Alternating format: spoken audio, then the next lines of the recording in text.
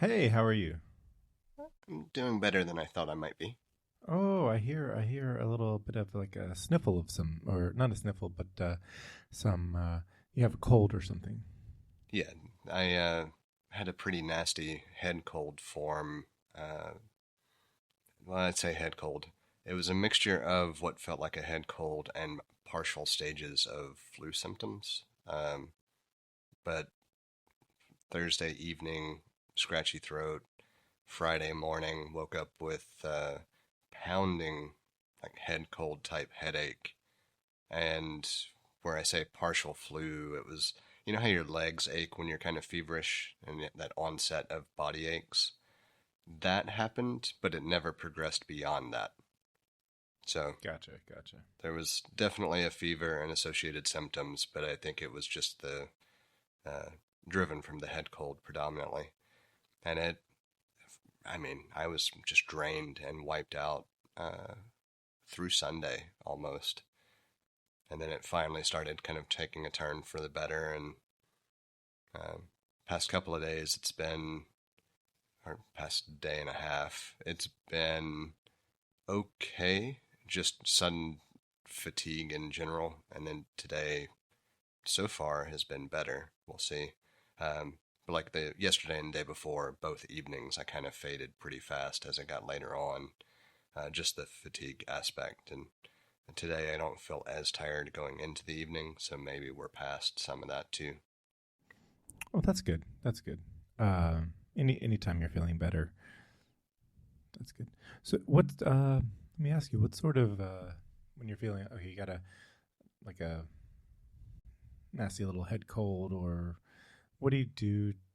Like, do you have any like home some things that you do to make yourself feel better? Sort I don't. of. I hesitate to say home remedies, but things that Yeah, I follow. So one of the things that I do when I have a fever, which I don't know if it's good or asinine, but I always makes me feel better. Um, I will curl up under a blanket and make myself as warm as I can stand to the point that I'm sweating. And then for whatever reason, I feel like that helps speed up the symptoms with the fever. And then I may still have a fever, but I don't have the temperature swings afterwards. Okay. Um, so I do that, and then I just focus on drinking tea, typically hot tea. Yeah. I was going to say that that actually I think that making yourself as warm as possible. I don't know if it helps any, but theoretically it could because the fever is like a immune response to pathogens, and the idea is that if or the expectation is that the fever is increasing metabolism, increasing body temperature to make it less hospitable for the pathogen to continue proliferating. So um, sort of makes sense, but it also there's only so far it can go before you start hurting your own cells and Right. get out of that homeostasis. And the Um, other stuff that I do just depends on how I feel with that particular cold. But there are certain comfort style foods that I will, if I feel like eating, I will gravitate toward. Like I wanted waffles just because it was simple and I didn't have to think about it. Um, and you could get protein waffles to get something better than just snacking on crackers or something. Um, but that's not an every time thing. That's just this time that sounded good. Next time it could be something else. I do a similar thing with tea. Like I'll get a hot tea. Usually I'll do. Usually it used to be just like an herbal tea, mint herbal tea, and honey to sweeten it, and then Becca once said, I think she was trying to recreate Starbucks medicine ball tea, and it would be like a mint tea and an orange tea bag with a little scoop of whatever powder mixes for like powder mix like country time lemonade, and then honey to sweeten it. And that has been my go-to for the past or since we've moved in together. Nice. I don't have a specific tea that I go to, but we have a handful that we keep on hand anyway because we typically we'll do coffee during the week, and then on weekends we'll normally drink hot tea instead of coffee anyway, just to change it up some. But also, we just like both, and so there's no reason not to. Um, but most of the time, I'll do an Earl Grey, sweetened with a little bit of vanilla. And if I want honey, there's one that Harney and Sons makes called the Tower of London tea. That's I don't remember which tea base. It's a black tea, but it's got a kind of a lemony uh, flavor to it already, and honey just goes really well with it. And so I'll normally use that one when I want honey, or cinnamon tea, also from Harney and Sons.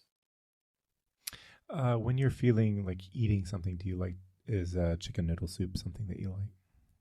Sometimes, but not. I know, I mean, growing up, that was always a go to. And I think that's part of why it's not a go to for me now, is that I never really loved it then. It always felt like it was just eating something because I had to eat something. And now I get to make the choice on what I have to eat. And so I'd rather it be something that sounds slightly more enjoyable. But I will still default to soups occasionally, just depending on how much my throat hurts, or just what the combination of symptoms are. Yeah, I was gonna say I like to get I like a I do like to get a chicken noodle soup going for myself, and I think it's because well, I was gonna say I didn't have it often as a kid, and I'm happy to have something as uh, I don't want to call it fancy, but like so on the bottom end, I've done like it's been good enough to just have the Lipton tea where it doesn't actually even have chicken in it, and the noodles that they put in there are barely noodles, so it's ever so slightly glorified chicken broth, Yeah, I know what and you're then talking about. and I mean that'll do the trick for me sometimes, and then sometimes I'll have the Progresso chicken noodle soup, and that's fine, but I don't think, usually when I have a cold, it's like I don't really feel like doing anything that requires work. But I've made chicken noodle soup before that's delicious and it's like the best kind in it, but I never have it on hand for when I'm not well. I tend to prefer at this point, like a chicken tortilla or a minestrone, but I wouldn't go with a minestrone if I was feeling really unwell. To me, that's more of a hearty, I want soup type of meal. That's the soup that you eat when you're on the mend, because it's like, oh, I need to get my nutrients back and whatnot. Because, it's all about the nutrients. Today, I took a tortilla and some rotisserie chicken and some bacon and some cheddar and made essentially a quesadilla. Half of it I would dip in salsa and eat, and the other half I dipped in barbecue sauce and ate, because Oh, that both sounds had good. that kind of comfort sounding food vibe without it being, comfort food. Over the weekend, I went to a little, I guess, I don't know, neighbor of mine had I get, it was a house party, but it was like one of those things where it's like we're going to be watching football all day, and at some point we'll put a fire in the fireplace. And anyway, I went over and I had a broth that was pretty good, and some really good pork butt. It was just like it was one of those things I like to whatever I'm eating like that. I want to try it before I add anything to it like barbecue sauce. And it was a very good thing I did because this pork butt was smoked so well it didn't require any barbecue sauce. Like it's just straight up whatever seasoning, whatever dry rub he did, and how juicy it was. It was that it uh, um, dissolved into the juices, and it was so good. Didn't need anything. Just ate it Nice. straight. We were supposed to do brats this weekend, but plans changed. Yeah, yeah, yeah. we I can see that. So we've got two different families whose sons are on Jacob's soccer team as well. But a couple others also, but two that are really close by as far as the neighborhoods go. And we've been trying to coordinate getting back together and letting the boys have a chance to play. And we were going to do brats for them and host. And then with all this happening, it got rescheduled. Um, but I finally think I've figured out brats to an almost repeatable perfection level. We'll see. Oh, good. Next time I do it will be the test. You could have a running gag where it's like, you know what? These aren't the way I need them to be, and just like gonna have to do it again. So the interesting thing, it's been a couple of months now, I suppose, maybe a little bit longer. Our former neighbors came out and spent some time, and he's the one who initially told me how he did his brats, and his brats were very similar to what I was looking to recreate. And so over time, every time we talk about it, I get an extra little tidbit. And Oh. this wasn't in the original stuff. What you know? He's And this holding last back time, on you. well, this last time was no different. I finally got the final missing piece, which is the specific brats used when he would always say just the Johnsonville beer brats. And the ones I always think of are the pre-cooked ones. And I always struggled with that because it's how can you take something that's pre-cooked and get that char without them, Overcooking. busting and being way overcooked. And I had gotten close, but it still wasn't right. Well, the last time he said, yeah, these are the frozen brats, the Johnsonville beer brats. It's like, man, if you had told me that from the get-go, I could have been working from a different source material. And I would have had this perfected because everything else now is the exact same way I do it. It's just now you finally tell me it's a different base brat that you're using that I'm trying to recreate from. And yeah, it was hilarious in retrospect, of course, but the fact that I even got close without using the same brats, I think is a pretty good marker that I have it right. I just now need to get those and try it. Well, I gotta say that, and they often, there's often the phrase. You often hear the phrase, "It's about the journey, not the destination." But when it comes to food, it's about the destination. Yes. Oh wait, sometimes it is about the journey. The journey does right. matter, but It does. the destination is a key Is component. equally important. Yes. I was trying to be all clever by changing it up, and but actually, it does sometimes. I had a lot of like I was listening to our most recent episode, and I had a lot of feedback, but I was driving, so I didn't get to put it in the notes. Do you remember it this time? No. Okay. I I had to ask. I just wanted to put it out there so that to put it out there, I guess. Speaking of, over the past, 3 or 4 weeks, I've been playing with different setups, and I can hear a difference each time I mess with it. And I don't think that it's necessarily that noticeable, but have you heard any difference between the past few weeks and then this next week will sound different yet again, but it should be consistent after that? In the final release, I haven't noticed any difference.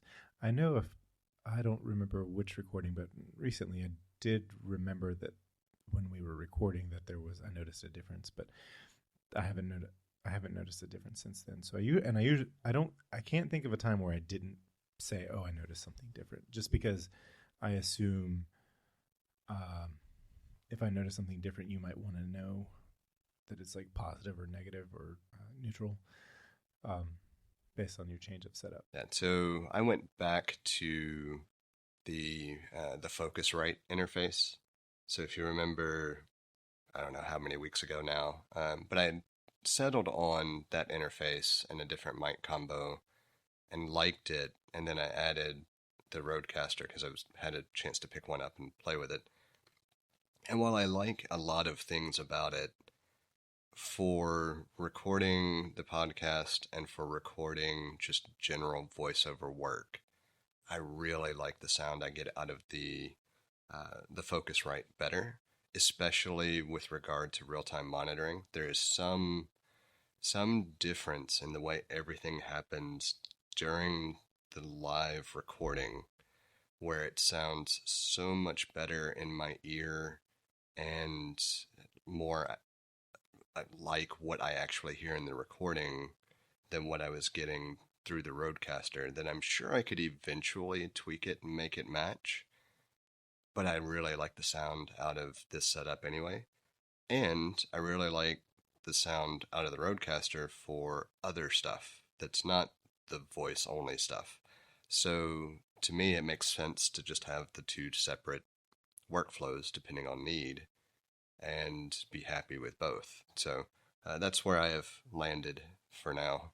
Who knows whether I'll tweak it again in a month or two, but that's currently where it sits. Cool, cool. I watched. I watched an interesting movie since the last time we spoke. I'm pretty sure it was a lot between the. Yeah, I'm pretty sure in the last week. This is when I watched this movie, and it came with a recommendation from a mutual colleague, and I would wonder, have you seen the movie Midsummer?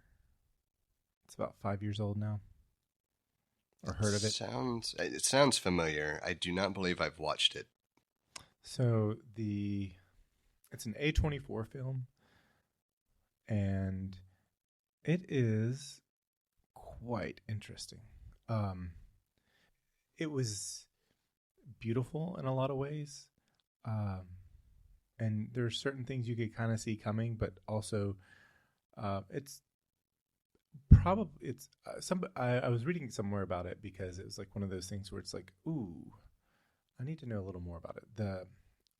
I think Ari Aster is the director. He was the same director as Hereditary, which I know got fairly a decent amount of notoriety for what it was doing for the genre. But Midsummer was like really interesting. Somebody described it as a horror film in broad daylight, and the reason is because like the whole movie takes place more or less outside in the summer sun in Sweden. And it was like, it was interesting because Becca actually had a somewhat negative visceral response to it, and she's like, whoa, and she started looking some things up, and a decent number of people who had similar responses, or communicating about it on Reddit. There's like a subreddit where people were talking about their visceral negative response that they had to this movie. And it wasn't like there's no real jump scenes in the movie. It was just the sound design was so good, and certain transitions between scenes or shots were just really good. Lots of good foreshadowing. And I mean, there's like a part in the movie where it's like, you know what, if we reverse this shot in the movie, we'll know the entire movie, because they're I don't know if they're walking by or they're in a car driving by. I can't remember, but they're walking by a banner from.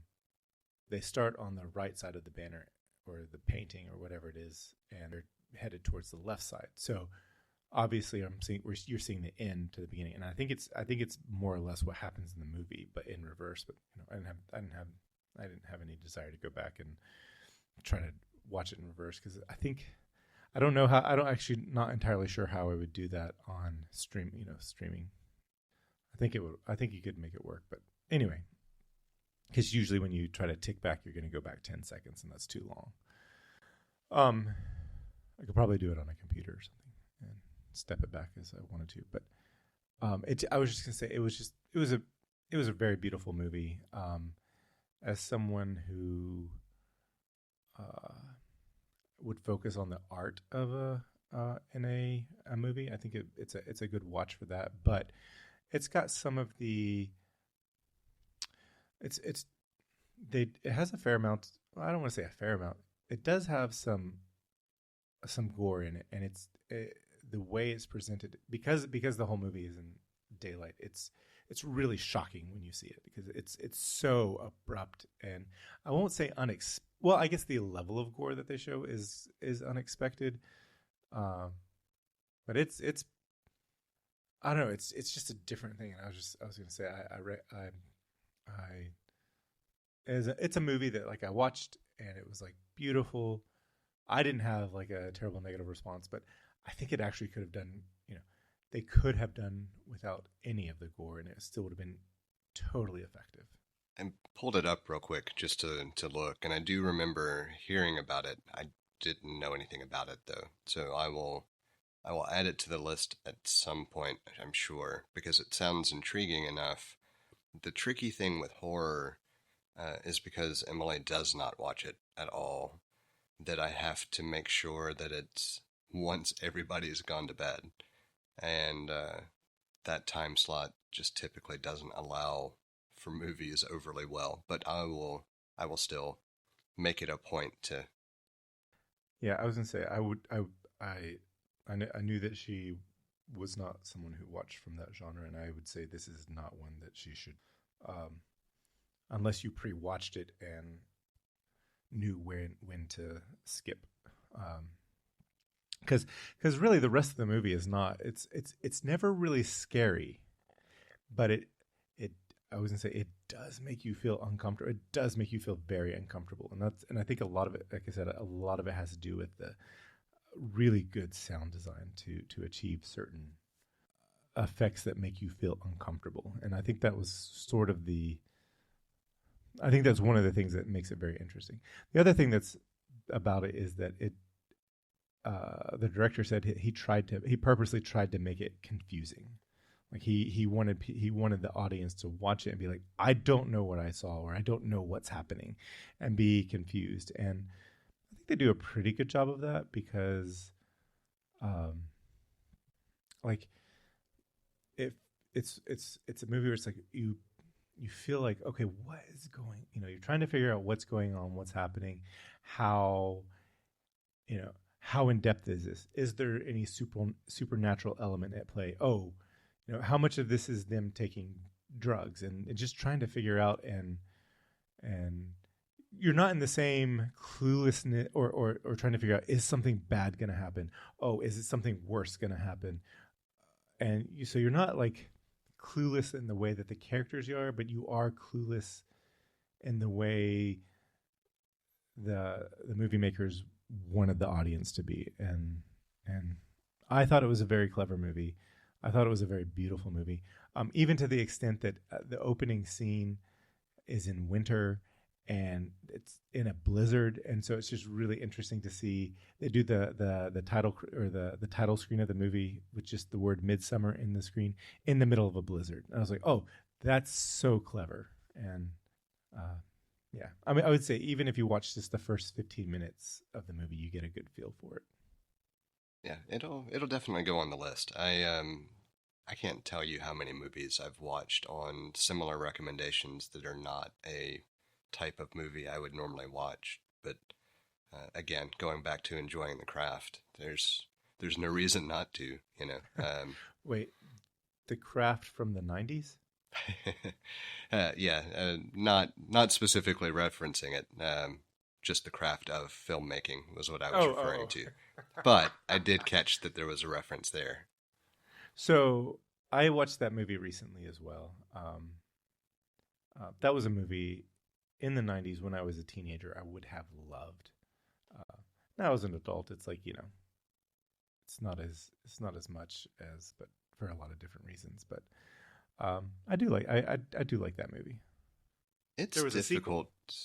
I didn't realize there was a sequel. Yeah, it came out like in the last 5 or 6 years, if not, maybe even the 2020. I feel like in my head, I think it was 2018, but maybe it's even more recent than that. But it wouldn't be any older than 2018. And I watched it, I think, on a plane. What I was going to say is it's actually difficult for me not to find something to appreciate from most movies, um, even the relatively horrifically low budget ones that uh, they do what they can do. Um, but there have been a few, and I don't necessarily remember them off the top of my head. But one, as you were talking about just how well crafted it was, the one movie that always stands out to me as hitting that same mark was Seven. Um, Oh yeah, Seven's and great. and it just there are very few films that I can just say that the entire thing is a work of art, and that's of course one of them. I've only seen that movie one time. It's still like I can remember it better than some movies that I've seen multiple times. And I don't. It's just a really well done movie. That was directed by David Fincher, right? Yes. Okay, okay, I thought so. He's one of my favorite directors. But I will say, I think last week I was saying like his most recent movie, The Killer from last year, was one that I was like I said, it's worth watching. It's worth taking the time to watch the movie because there's enough good parts to the movie. I just felt unsatisfied by the ending. I won't say more about it because. And real time follow up, the sequel to The Craft is called The Craft Legacy, and it came out in 2020. I don't know if that one will make its way to my list. I'm not gonna recommend that you make the time for it. It would be one that I would, if I happened to stumble across it, I would probably watch it just out of curiosity. If you're stuck on a plane and you have nothing else to do, and you don't really want to watch anything that you put on your phone, I guess that would work. I felt like I had a couple other things to say. Have the update? You still seeing any bugs or issues with new OS software from Apple? I haven't noticed anything further. I would say most of what would probably exacerbate it, though, I haven't been doing over the past few days. So it may be that I just haven't encountered something because of lower usage since late last week. But I haven't noticed any other issues since the update. I still have on my Apple Watch, this is where I notice things the most. I can't tell if my battery life is. Yeah, I remember the last time. I remember with 11, WatchOS 11, battery life was noticeably not as good, and we had talked about this. And then 11.0.1, it definitely got better, but I can't tell if it is back to where it was on previous OS release, or if it's just ever so it's too small of a difference for me to know if it's still not back to the way that it was. But I had mentioned that complications were not showing up the way I'd expect them to, or they were having to refresh, or they were taking longer to refresh than before on the previous, and that's still the case. It's just not as often, but it's still noticeable. And then I have some like visual artifacts on the screen for the space-time video on Sonoma. No, it's not Sonoma. It's Sequoia. Interesting. I haven't noticed any visual artifacts at all on the Mac. On the watch, I had one complication that was like it almost like the font wasn't linked, kind of thing, where it would just show those square boxes for what should be text. And that resolved itself with the update. The other thing that I had noticed was the abysmal battery life. That seems to be back to where I expect it to be. And the only reason I can't confirm at this point is because I haven't worn it while working out, because I haven't worked out in a few days. And so there's a little bit of a disparity in usage because I actually used the feature to pause my rings each day that I was just recovering. And so tomorrow should be the first day that I track everything again, which should impact battery life a little bit because like over the past few days, I've definitely had better battery life than I was having. But once you add in activity tracking back into the fold, we'll see if it continues to be where I expect it to be or if it's worse. I sent you a screenshot that I just made, and the act of creating the screenshot removed the visual artifacts that I was seeing around the waveform when it switched from light to dark, because it does that at 10 o'clock, even though it's set to auto, and on the phone it does around like it adjusts based on sunset, I think. Anyway, which I don't like because that has to have been a purposeful difference between the two, and I feel like I don't know. Anyway, it'd be great if you could just set a time and, well, I bet I could create a shortcut that does it the way I want it to work. Uh, um, anyway, there was around the waveform, there was when it switched from light to dark, there was a visual artifact, and speaking and getting the waveform to adjust pushed it out, fix or remove the artifacts that I was seeing. And then when I did the screenshot, because I'm having to drag the mouse over it, and there's it creates a square for where you're or a rectangle for where you're moving the pointer. The act of doing that removed all the visual artifacts from it. So I think I could just quote unquote erase it with moving the pointer around it. I wonder if that's tied to some really insanely low refresh rate. I don't know. Like But if I've something, seen it more than once. I haven't paid attention to the changes in power management and trying to drive efficiency with regard to, refreshing only the required elements on screen. Maybe there's something going on there. Yeah, could be. I would expect it more in the phone and the watch than I would on the Mac, though. I would too, but if with the revision of the MacBook Pros from when they started putting Apple SoCs, no, it wouldn't have been the first M1, because did the first M1 MacBook Pros also get this revision of? So no, let me back up. I know that the first M1 computers, or first Apple computers with the M1 SoC, were in the Intel variant, or the last Intel variant. So I think they did. Okay, I'm trying to remember if they released an M1 in this form factor, this updated form factor, instead of just the old Intel. Not for the MacBook Pro, because the MacBook Pro, the updated form factor, launched with the M2. Okay, it did launch with the M2. I wasn't sure if they did they did an M1. I wasn't sure if they did an M1 MacBook Pro and then did an M1 Pro and an M1 Max, and then they didn't put those in an old enclosure, did they?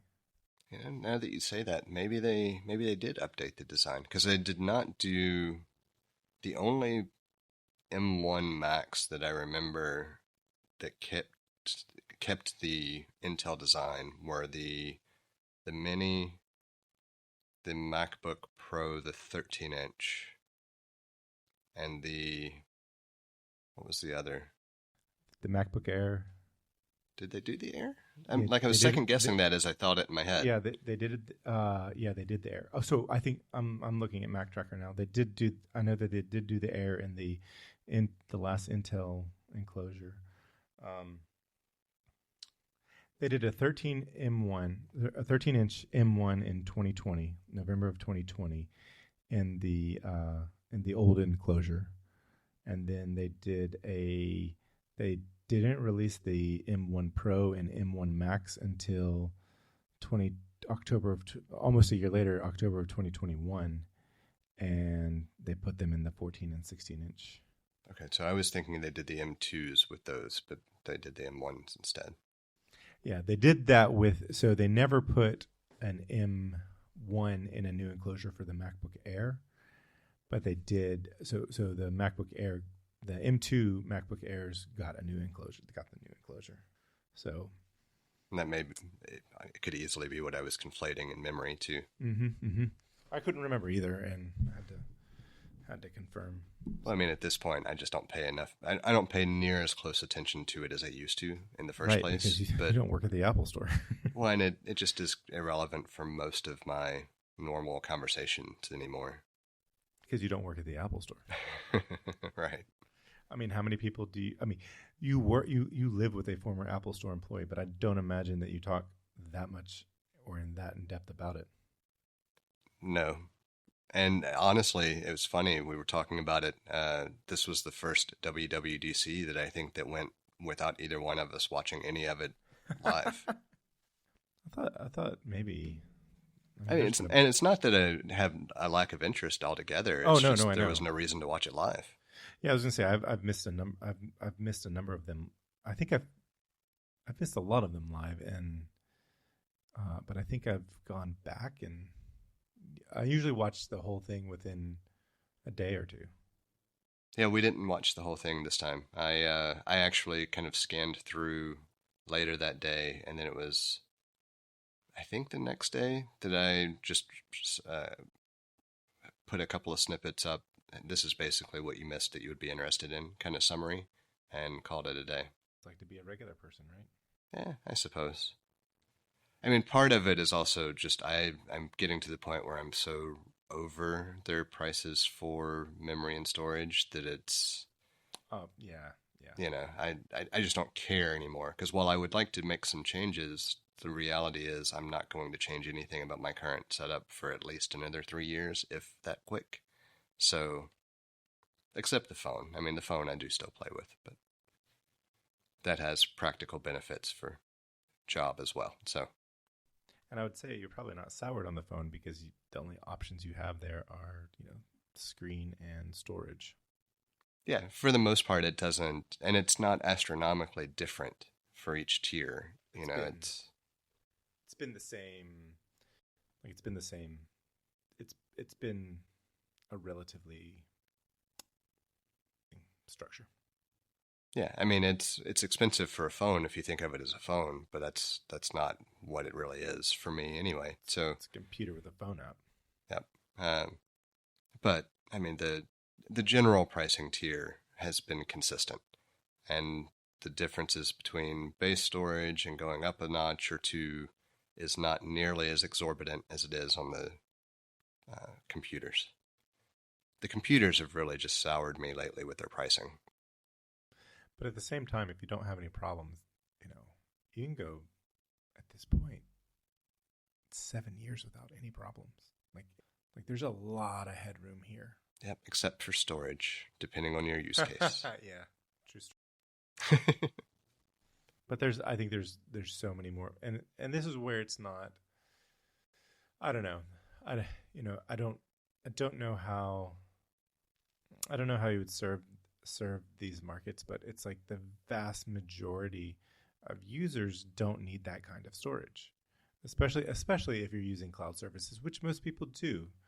And I don't know. There's Yeah, I mean there are certainly some use cases where the storage capacities are not serving that industry well, which is specifically any, I would say, production type personnel who rely on not in proxy media, meaning they're not in a large enough shop to have cloud storage that everything is synced to for the actual raw footage, but then the footage that's being worked on is a subset of that rendered at a lower quality, hence the term proxy media, where it has to be shared across multiple people, multiple environments, etc. That there's a whole separate workflow for that.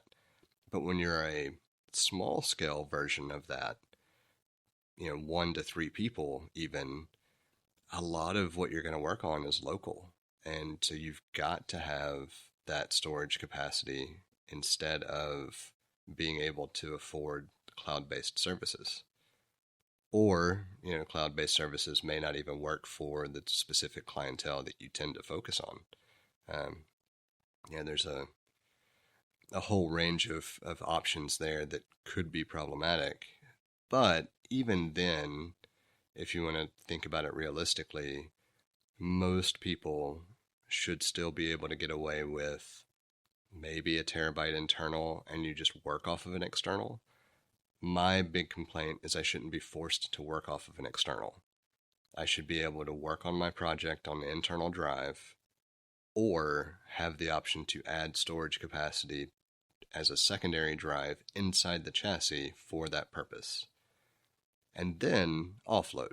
Now, the offload, I fully take any responsibility on having to manage that storage. That's certainly not Apple's problem, and that's why I've ended up in the predicament that I'm in with multiple terabytes of external storage for archiving things the way I want to archive them. But the big problem for me is I have to be careful about how much I keep on the internal drive. And I'm only talking about 30 days worth of productivity. And if I'm having to manage it that closely, then storage is a problem, at least for trying to be a mobile or on location production shop.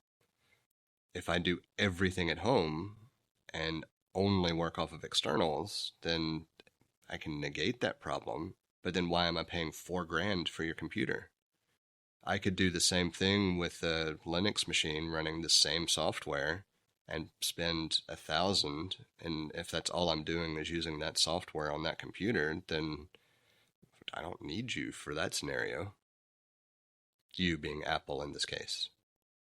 Well, I was just going to say, like, historically, storage in desktop computers has been less expensive than storage in portable computers.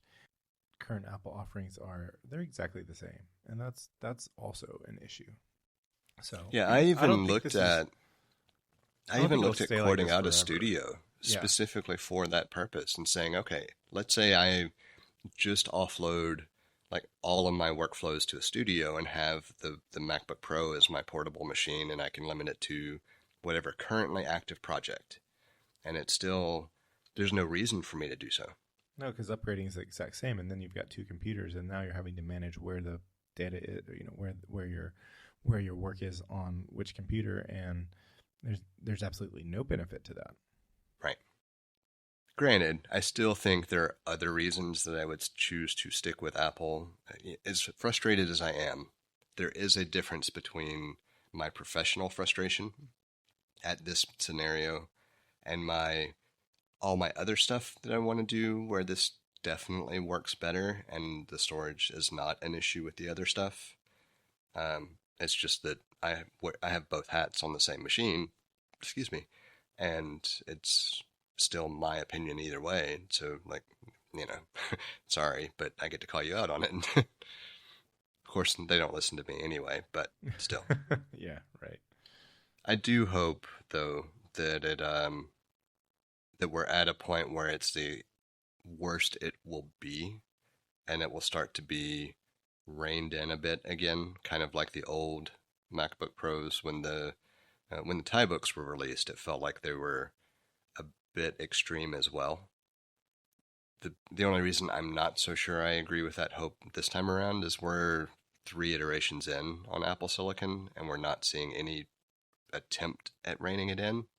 And so I almost feel like this was a way to just mandate this is what pricing is going to be from now on out.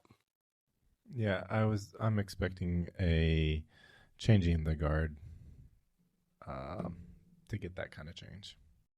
I hope I'm wrong, but that's what my expectation is. Then again, I also, because I try to keep up with what people that I would consider peers, similar types of work, most people aren't using as spec'd a machine as I am, which does put me in a different category than what I would say most of my peers opt to go with.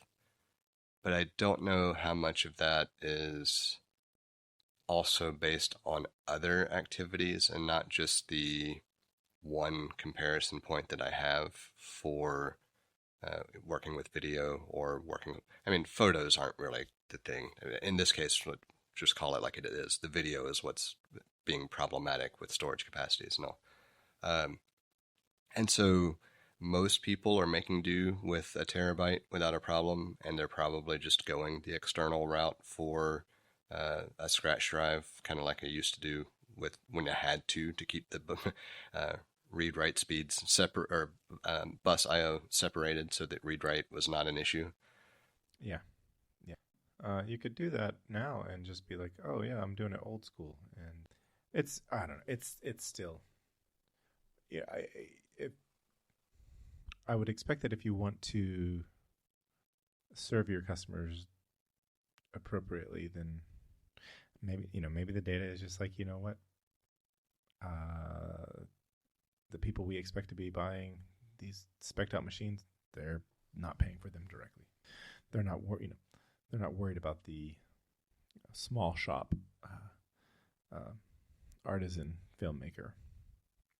And then for everyone else, because I expect that I don't know if it's Apple has said it. Oh, I assume probably Apple has said this, but like the MacBook Air is their best-selling computer, or the based on the number of units sold. And so I think the majority of people who are buying a MacBook Air, it's browsing and so on. I mean, there's even people who they have dropped computers entirely because an iPhone or an iPad suffices. Like I remember after my parents bought iPads, they have never needed to buy another computer. And at this point, I think that my mom has an iPad that's 10 years old, and she probably just does like 100% of her computing on her phone. Yeah, I mean there is a reason Adobe Premiere and DaVinci Resolve have such large user bases at this point, because worst case scenario, I can go to a Windows or another machine and load it up and still get the job done. I may not enjoy the experience as much, but it still works. And a lot of people are just opting to go that route. It's this machine has the power I need at a price point I can afford, and so that's what I'm going to go with.